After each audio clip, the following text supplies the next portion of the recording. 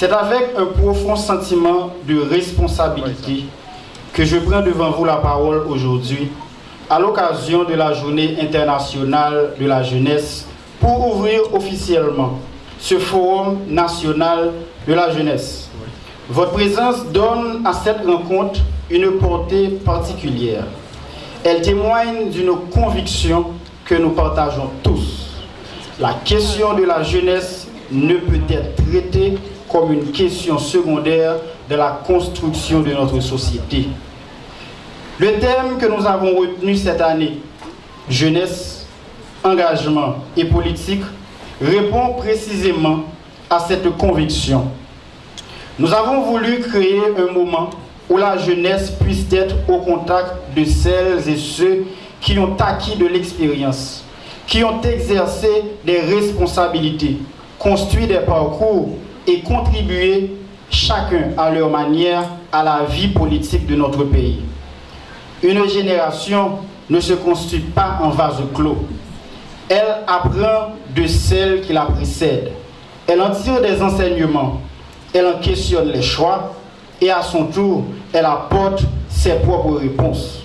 C'est dans ce dialogue que se construit la continuité d'une société. C'est pourquoi ce forum se veut être aussi un lieu de rencontre entre les générations. Nous voulons que les jeunes puissent entendre des parcours, confronter leurs idées, poser des questions et s'inspirer des expériences auxquelles ils n'auraient peut-être pas accès autrement. Mais nous ne voulons pas simplement transmettre une expérience. Nous voulons également écouter ce que la nouvelle génération a à dire. Car les jeunes ne sont pas uniquement les héritiers d'une histoire, ils sont aussi les auteurs de la prochaine page. Mesdames et messieurs, cette première édition prend une dimension particulière parce qu'elle ne se limite pas à un seul département.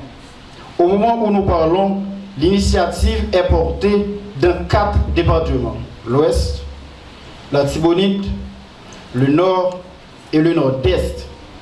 Cette dimension nationale traduit notre volonté de rapprocher les réflexions des réalités vécues par les jeunes dans différentes régions du pays.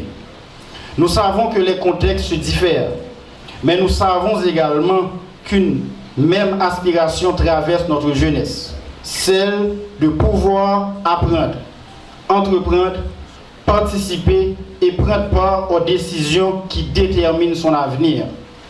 C'est précisément là que la question politique devient incontournable.